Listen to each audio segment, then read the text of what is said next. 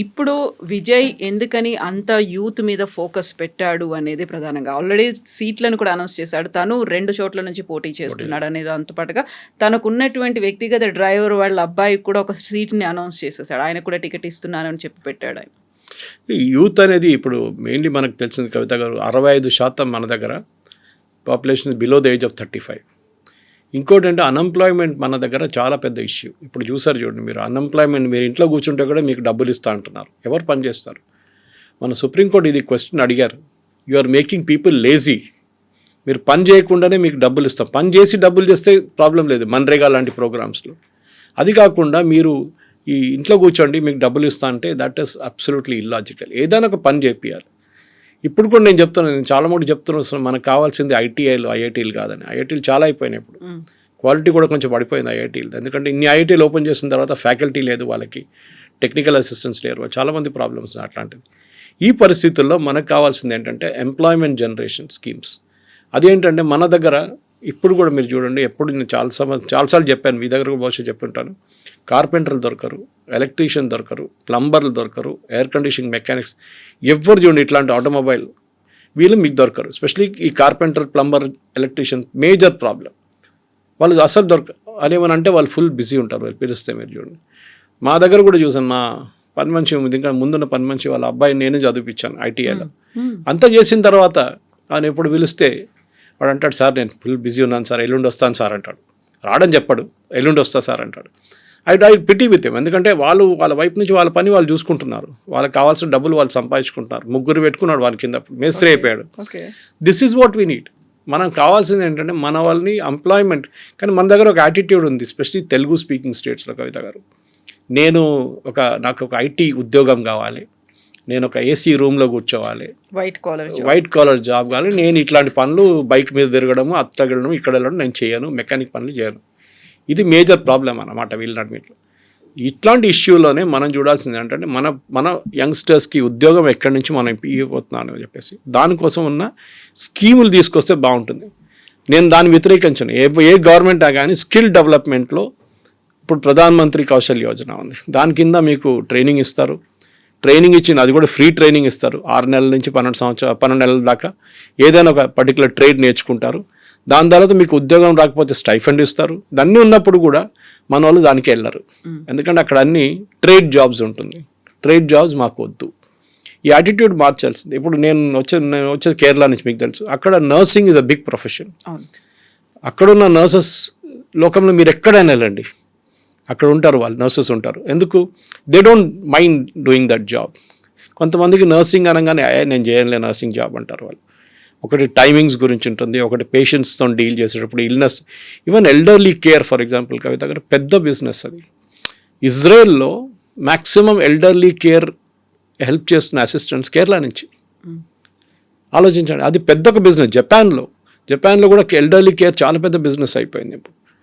కానీ మన దగ్గర అది ఉద్యోగం కాదు. మోదీ గారు ఒక టైంలో చెప్పారు, పకోడా ఫ్రై చేసిన వాళ్ళు కూడా బిజినెస్ చేస్తారు బాగానే అని. కరెక్టే అది, కానీ మనకు అది నచ్చదు. మనకి ఫ్రీబీలు. మీరు ఒక అసెట్ క్రియేట్ చేస్తే ఇష్యూ లేదు. ఫర్ ఎగ్జాంపుల్ ముద్రా లోన్ తీసుకోండి. ముద్రా లోన్ తీసుకున్న మన దగ్గరే తెలంగాణలోనే almost 1/4 of the population Mudra లోన్లోనే తీసుకున్నాం. చాలామంది ఉన్నారు, నేను కలిశాను కూడా వాళ్ళని. ఒక మహిళ 5 కుట్టు మిషన్ తీసుకుంది, 2 షిఫ్ట్లు నడిపిస్తుంది ఆమె. అట్లాంటి 10 మందికి ఉద్యోగం ఇస్తుంటే దానికి ఒక వాల్యూ అడిషన్ ఉంది. మీరు స్కిల్ డెవలప్మెంట్ మాట్లాడినప్పుడు కూడా ఈ మహిళలు స్కిల్ ఇస్తే బాగుంటుంది. ఒక లిజ్జత్ పాపడ్ ఎక్కడి నుంచి మొదలైంది మన అందరికీ తెలిసిన స్టోరీ, అది చాలా పెద్ద సక్సెస్ స్టోరీ అయిపోయింది. అట్లాంటి మనం ఎందుకు చేయట్లేదు? మీరు you give the money but demand some workout of, అంటే ఏదైనా ఒక ఉద్యోగం చేయాలి మీరు అని చెప్పాలి. ఈ ఫ్రీ బిల్ ఇచ్చుకుంటూ పోయి మీరు 5-8 వేల రూపాయలు తీసుకెళ్ళి మిక్సీలు కొనుక్కోండి, గ్రైండర్లు కొనుక్కోండి, what is the value addition?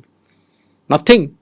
మీరు పని చేయండి, మీరు ఇట్లాంటి మీ విలేజ్ కమిటీని పెట్టండి, అక్కడ మీరు క్లెన్లీనెస్ అప్కీప్ చేయండి, అక్కడ ఉన్న స్వీపర్స్ని మీరు చూసుకోండి, దాన్ని బట్టి మీకు ఇంత డబ్బులు ఇస్తూ ఉంటే దర్స్ అ లాజిక్ బిహైండ్ ఇట్. ఒట్టిగా ఏం చేయకుండా నాన్ ట్యాక్స్ పేయింగ్ అంటే చూడండి, అక్కడ కూడా వాళ్ళు చాలా క్లియర్గా తీసుకొచ్చారు స్టాలిన్ గారు. నేను చెప్పడానికి మర్చిపోయాను, క్లాస్ పెట్టారు ఆయన, స్టార్ పెట్టారు దాని పక్కన. ఏంటి? మీకు 8,000 రూపాయలు కావాలంటే you should be a non tax paying lady. ఆలోచించి, అంటే ట్యాక్స్ పేయింగ్ లేడీ దగ్గర నుంచి డబ్బులు తీసుకొని నాన్ ట్యాక్స్ పేయింగ్ లేడీకి ఇస్తున్నారు. కష్టపడి పనిచేసే ఒక లేడీకి ఇన్సెంటివ్ లేదు వాళ్ళకి. ఇది చాలా బాధ అనిపిస్తుంది. ఎందుకంటే ఇట్లాంటి ఫ్రీబీస్తోనే వీళ్ళు ఎలక్షన్స్ గెలుస్తున్నారు. దాని తర్వాత ఎలక్షన్ రోజు ముందు రోజు వెళ్ళి అందరికి డబ్బులు ఇచ్చి మందు ఇచ్చి ఓట్లు వేయించుకుంటారు. మన democracy I think it is failed. నేను దీంట్లో అందరిని తప్పు పడుతున్నాను, ఒక్కరు నేను కాదు, అందరిని తప్పు పడుతున్నారు. Right from top to bottom A party అయినా ఇట్లాంటి ఫ్రీబీస్ ఇచ్చుకుంటూ పోతే దెన్ గవర్నమెంట్ అంటే మన కంట్రీ ఇంకొక 10-15 సంవత్సరాల తర్వాత కూడా ఎక్కడున్నా అక్కడే ఉంటాం మనం. ఇప్పుడు అలయన్స్కి సంబంధించి కూడా ఒక పెద్ద డిస్కషన్ అనేది అవుతుంది. అందులోనూ విజయ్ ఎలాంటి రోల్ ప్లే చేయబోతున్నారు? అంతకు ముందు మనం సినిమా నటులు ప్రారంభించినటువంటి పార్టీల గురించి చూస్తే మనకి ఎంజేఆర్, జయలలిత, కరుణానిధి, వాళ్ళ తర్వాత మళ్ళీ అలాంటి రేంజ్లో ఉన్న వాళ్ళు కనిపించలేదు. ఇప్పుడు విజయ్ టీవీకే పార్టీ ఎంత క్రూషియల్ అవుతుందా లేకుంటే పట్టించుకోరా? ఎలా ఉంటుంది అక్కడ సిచ్యువేషన్ అనేది? ఇప్పుడున్న ఒపీనియన్ పోల్స్ ప్రకారం విజయ్ వాళ్ళ పార్టీ టీవీకేకి 6-7% ఓట్లే వస్తుంది. ఇది పెద్ద ప్రాబ్లం కాబోతుంది. సెంగోటియన్ లాగే వాళ్ళని పెద్ద సీనియర్ లీడర్ని తీసుకున్నారు ఇంకో పార్టీ నుంచి. కానీ ఒక సెంగోటియన్ అందరిని తీసుకురాలేదు ఆ బూత్లో. 243 బూత్లు ఉన్నప్పుడు మీకు ఆ బూత్లో ప్రతి బూత్లో కమిటీ మెంబర్స్ ఉండాలి, ప్రతి బూత్లో లోకల్ లీడర్స్ ఉండాలి. అది లేదు. అది అక్కడే ప్రాబ్లం వస్తుంది. అది అన్నామలై గారు చేశారు బీజేపీ కోసం, చాలా బాగా చేశారు. కానీ పాప ఆయన ఈ ఎలక్షన్లో పక్కన పెట్టేశారు ఎందుకో. నిన్న ప్రధానమంత్రి గారు వచ్చినప్పుడు కూడా కోయంబత్తూర్ ఎయిర్పోర్ట్కి అన్నామలై గారు వెళ్ళలేదు. Maybe he has his difference of opinion and with the party, కరెక్టే. కానీ ఆ బూత్ లెవెల్ వర్కర్స్ రాకపోతే కవిత గారు ఈ మన విజయ్ పార్టీ కానివ్వండి ఏ పార్టీ అయినా, బికాజ్ మీరు చూడండి జయలలిత, ఎంజీఆర్ మీరు చెప్పిన పేర్లలో దేవర్ స్టార్ క్రౌడ్ పుల్లర్స్ ఏమైనా కానివ్వండి. అది వాళ్ళకి ఆరా ఉండే, ఒక కరిష్మా ఉండే.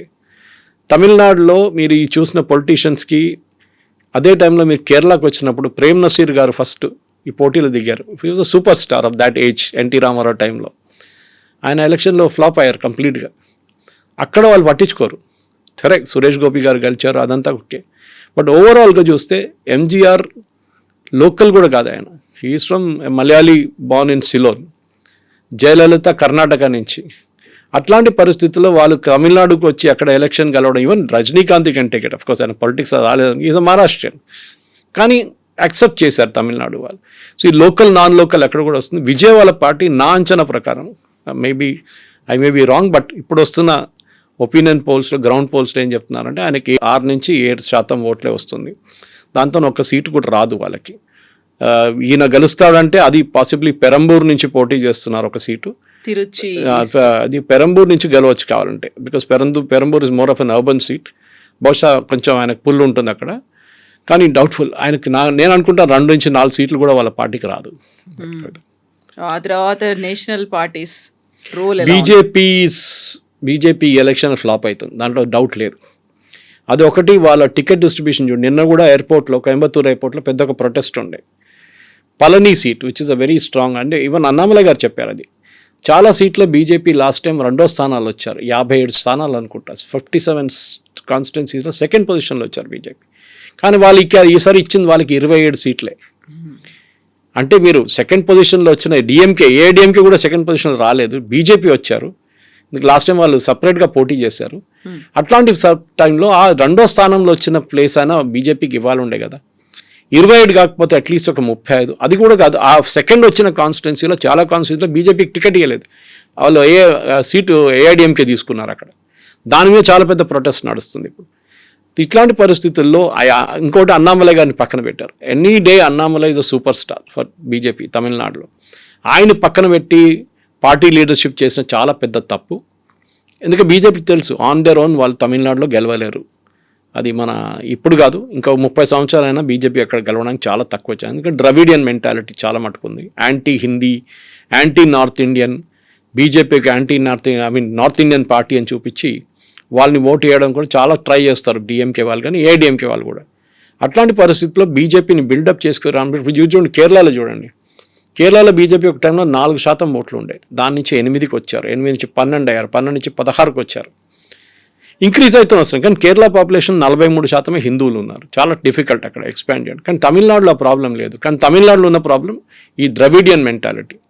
ఓకే, ఈ ద్రవిడియన్ మెంటాలిటీతో బీజేపీ మ్యాచ్ కారు. సో బీజేపీకి అక్కడ ఉన్న ప్రాస్పెక్ట్స్ ఈసారి కూడా చాలా తక్కువ ఉంటుంది. నేను అనుకుంటాను పోయినసారి కన్నా తక్కువ సీట్లు ఈసారి బీజేపీకి రావచ్చు. బికాస్ మెయిన్ రీజన్ అన్నామలై లాంటి క్రౌడ్ పుల్లర్ని మీరు పార్టీ పక్కన పెట్టారు. ఎవరో తెలియని ఒక లీడర్ని తీసుకొచ్చి పార్టీ లీడర్ చేయించారు. I think that was the biggest mistake BJP has done. ఏఐడిఎంకేకి ఇంత లీవ్ ఇవ్వకుండా కొంచెం స్ట్రిక్ట్గా నిలబడితే బహుశా అమిత్ షా గారు బీజేపీ కొన్ని ఎక్కువ సీట్లు తీసుకొని లాస్ట్ టైం సెకండ్ పొజిషన్ వచ్చే సీట్ కాంటెస్ట్ చేస్తే బీజేపీకి ఒక 25-30 సీట్లు వస్తుంది. కానీ ఈసారి అది కూడా డౌట్ఫుల్. కాంగ్రెస్కి అంతే కదా, 28 సీట్లు వాళ్ళు పోటీ చేస్తే దాంట్లో 22-23 గెలుస్తారు వాళ్ళు. ఎప్పుడు బికాజ్ డిఎంకే సీట్లు అదన్నీ వాళ్ళకి. కాంగ్రెస్ ఆన్ దేర్ ఓన్ ఇప్పుడు అక్కడ కూడా ప్రొటెస్ట్ చూస్తున్నారు మీరు. చిదంబరం కానీ వాళ్ళ కొడుకు వీళ్ళందరూ they are all not happy with it. వాళ్ళకి కావాల్సిన పార్టీ సపోర్టర్స్కి టికెట్ ఇవ్వలేదు, 27 సీట్లు ఏంటని. కానీ స్టాలిన్ చాలా క్లియర్గా చెప్పారు ఈసారి వాళ్ళ అలయన్స్లో, అంటే వాళ్ళ సెక్యులర్ అలయన్స్లో చాలా మటుకు కొత్త పార్టీలు చేరిపోయారు. ఈవెన్ ఎండిఎంకే ఉన్నా వీళ్ళ కెప్టెన్ విజయకాంత్ వాళ్ళ పార్టీ కూడా వచ్చారు. సో వాళ్ళకి సీట్లు ఇవ్వాలి మేము. సో మేము ఇంతమందికి సీట్లు ఇవ్వలేము. సిపిఐ కూడా క్రియేట్ చేశారు ఇష్యూ.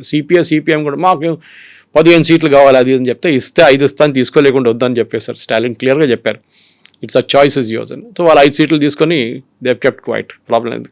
లేకుంటే వాళ్ళకి ఒక్క సీట్ కూడా రాదు. ఒంటరిగా పోటీ చేస్తే సిపిఐ ఒక్క సీట్ కూడా రాదు. సో కాంగ్రెస్కి ఈసారి కూడా ఒక 21-22 సీట్లు రావచ్చు అక్కడ. That too because of DMK, not because of Congress. So అక్కడ regional parties versus national parties ఉంటుంది. ఆ తర్వాత స్టార్డమ్ ఎంత దాకా పుల్ చేసుకొని తీసుకొస్తుంది అది ఒకటి. స్టార్డమ్ అనేది విజయ్ది అంత పెద్ద స్టార్డమ్ లేదండి. You can't compare Vijay to, మీరు విజయ్ని జయలలిత గారితోనో లేకుంటే ఎంజీఆర్ గారితోనో కంపేర్ చేయలేరు మీరు. వాళ్ళకి డిఫరెంట్ లీగ్లో ఉన్నారు వాళ్ళు. వాళ్ళ ఆరా కూడా వాళ్ళు చాలా సంవత్సరాల తర్వాత కష్టపడి పనిచేసిన తర్వాతే వాళ్ళు పైకి వచ్చారు. అండ్ ఎంజీఆర్ గారు ఉన్నప్పుడే జయలలితని ఒక పార్టీ నెంబర్ 2గా డెవలప్ చేసుకుంటూ వచ్చారు. సో కంటిన్యూషన్ ఈజీగా ఉండే. కానీ ఆ ప్రాబ్లం ఎక్కడ వచ్చింది, జయలలిత దాని తర్వాత ఎవరిని ట్రస్ట్ చేయలేదు. ఆమె కూడా ముఖ్యమంత్రి పదవి నుంచి రాజీనామా చేయాల్సి వచ్చినప్పుడు, పక్కన జరగాల్సి వచ్చినప్పుడు ఓపీఎస్ గారిని తీసుకొచ్చారు, పన్నీర్సెల్వం గారిని. కానీ ఇప్పుడు పన్నీర్సెల్వం గారు డిఎంకేలో ఉన్నారు. That's a tragedy of it. So ఏడిఎంకేలోనే చాలా మటుకు ప్రాబ్లమ్స్ ఉన్నాయి. అది ఏడిఎంకేనే వీక్ చేసేస్తుంది. దాన్ని బట్టి బీజేపీని కూడా కిందకు గుంజేస్తుంది. అది విజయ్ వైపు నుంచి విజయ్ ఉన్న ఓట్లు, విజయ్ ఒక్కటే క్రూషియల్ ఫ్యాక్టర్ కవిత గారు. ఎవరు ఓటు తీసుకెళ్ళిపోతారు, ఈ 6-8% చెప్పాను చూడండి ఓట్లు, ఎవరి ఓట్స్ అది స్ప్లిట్ అవుతుంది, అది డిఎంకే ఓట్స్. అది ఒక్కటే హోప్ ఉంది ఏడిఎంకేకి, దట్ విజయ్ ఎన్ని ఓట్లు ఎక్స్ట్రా తీసుకెళ్ళిపోతారో అంత డిఎంకే అంత వీక్ అవుతుందని. అది బీజేపీ కానీ ఏం చెప్తారు, ఏఐడిఎంకే వాళ్ళకున్న ఒకటే హోప్ అది. అక్కడి నుంచి వాళ్ళకి ఏదైనా బెనిఫిట్ వస్తే వస్తుంది. లేకుంటే ఈ అలయన్స్కి, డిఎంకే బీజేపీకి అలయన్స్ అంత ప్రాస్పెక్ట్స్ తమిళనాడులో లేదండి. సో హార్డ్లీ ఒక 23 days మాత్రమే ఉంది కాబట్టి ఒక క్రూషియల్ టైం, ఒక హాట్ పాలిటిక్స్ కావచ్చు. I think DMK will pull through. నా అంచనా ప్రకారం డిఎంకే విల్ పుల్ త్రూ. ఎందుకంటే ఏంకే లేదు, ప్రతిసారి తమిళనాడు కైండ్ ఆఫ్ అంటే డిఎంకే ఏఐడిఎంకే ఇలా ఆల్టర్నేట్ గా వస్తుంటాయి. బట్ ఈసారి అలాంటి సిచువేషన్ దీనికన్నా ముందు కూడా జరగలేదు, 2 సార్లు వాళ్ళే గెలిచారు. ఓకే, జయలలిత గారు చనిపోయిన తర్వాత డిఎంకే ఎప్పుడు ముందు డిఎంకే గెలుస్తూనే వస్తున్నారు. ఏఐడిఎంకే ప్రాస్పెక్ట్స్ లేదు. అంటే మీరు ఒక లీడర్షిప్ లెవెల్లో ఎంజీఆర్ గారిని, జయలలిత గారిని, దాని తర్వాత మీరు ఈపీఎస్ని తీసుకొస్తే is nowhere, is a nobody absolutely. And especially తమిళనాడులో కూడా మనలా క్యాస్ట్ పాలిటిక్స్ చాలా ఉన్నాయి. గౌండర్స్ ఉన్నారు, అది ఉన్నారు. సదర్న్ తమిళనాడు సపరేట్ పాలిటిక్స్ ఉంది.